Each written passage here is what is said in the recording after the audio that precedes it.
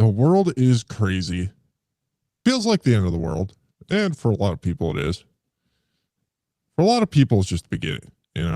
It's an opportunity to really see things for what they are. The pain kind of snaps certain individuals out of insomnia, because pain is really just like a catalyst for growth. It's a catalyst for change. Typically, people don't feel the need to create any change in their lives until they feel some sort of pain. So oftentimes, pain is one of the best circumstances that can happen to somebody if they're able to respond in a productive manner. Now, not everybody can. Not everybody is capable of it. Some people just, collapse under pain. They grow into victims and they feel really sad about things.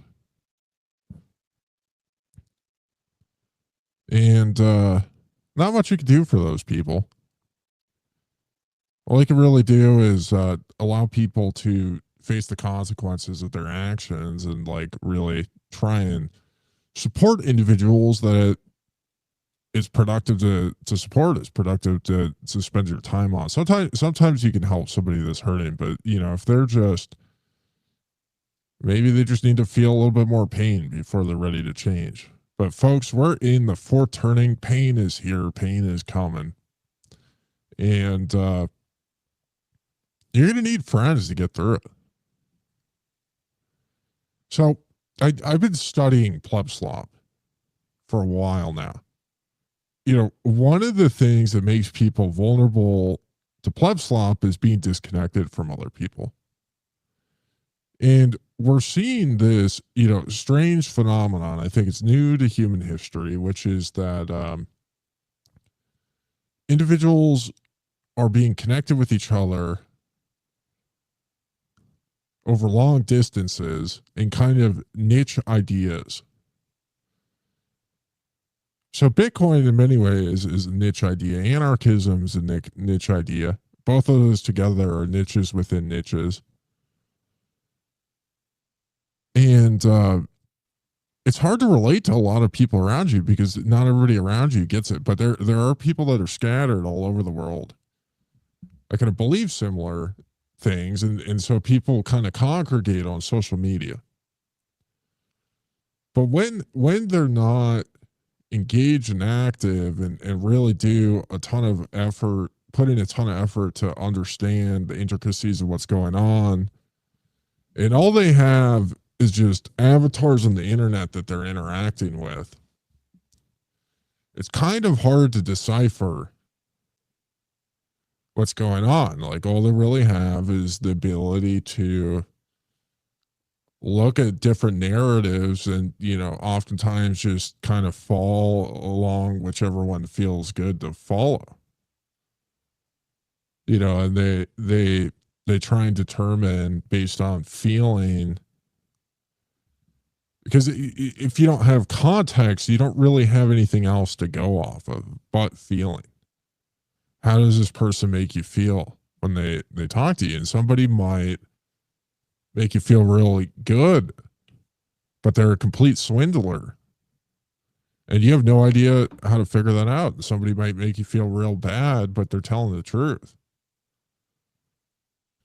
And so what I think is happening is many people, they see the engagement online. They don't know how these platforms work, how the information is manipulated. They're just unaware of how these mechanisms work. And so what they do is they try and jump on the bandwagons because they don't have people in their lives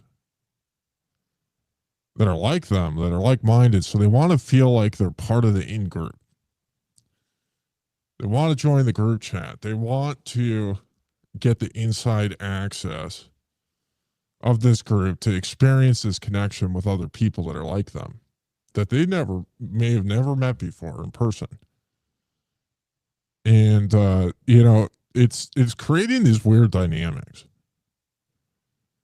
And people that understand these dynamics, unfortunately, are able to use them against people and turn plebs into cannon fodder.